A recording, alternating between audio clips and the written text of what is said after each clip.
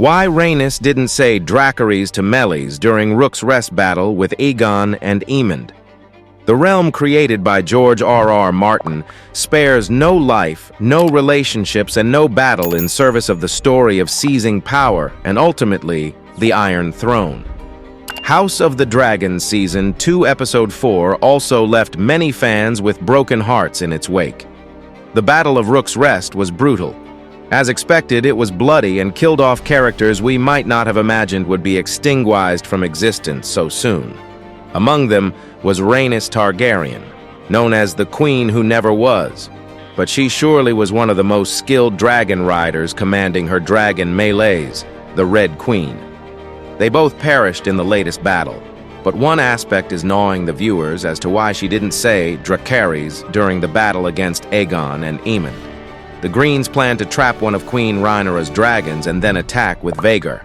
As Hand of the King, Sir Criston Cole decides to march further east to Rooks' Rest rather than reclaiming Harrenhal from Daemon. However, things get a bit complicated when Aegon shows up on Sunfire while Princess Rhaenys mounts on Meleys, ready to fight till her last breath. And that is what she did, despite the unexpected ambush. Rhaenys keeps commanding Meleys to attack the enemy, but doesn't give the fatal golden command Dracarys to spit dragon fire. This is despite Aemond and Aegon using the command often. In the Battle of Rooks' Rest, Rhaenys successfully defeats Aegon and Sunfire, who gets further damaged by dragonfire from Vhagar after his brother Aemond's great betrayal, while Rhaenys and Meleys successfully get out of it. However, Rhaenys turns around to further fight Vhagar, leading to her demise.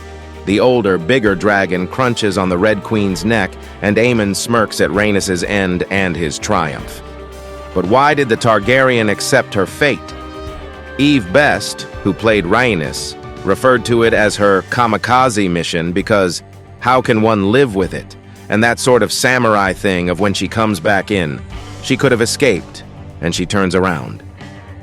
This is true to her fierce and fearless nature that even while facing death, she holds on to her noble warrior thinking. Rhaenys takes the decision to not burn the high towers from a moral standpoint. If she had given that command, war would ensue, and she didn't want another mother, Alicent, to face the heartbreak of losing her children, as per House of the Dragon showrunner Ryan J. Condal. So she spares Aegon and Aemond as they are her nephews and chooses her heroic end. She always advocated for peace and deplored violence and destruction, a view that made her choose Rhaenyra's reign over the High Tower's claims.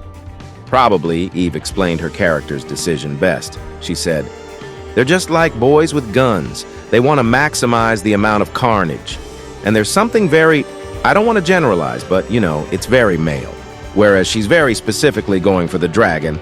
Let's take out the weaponry and don't burn everybody else randomly." So Rhaenys falls and crashes with her dead dragon on the castle in a fiery burst. Now with Rhaenys gone, Rhaenyra has to face her council alone. The way ahead will be dangerous and will leave many dead. As for the High Towers, they are spilling each other's blood as Aemond steals Valyrian's steel dagger to learn the Targaryen prophecy. Aegon's Song of Ice and Fire. After trying to kill his brother Aegon II, who currently sits on the Iron Throne. Make sure to drop a like, share with your friends, and subscribe to the channel for more content.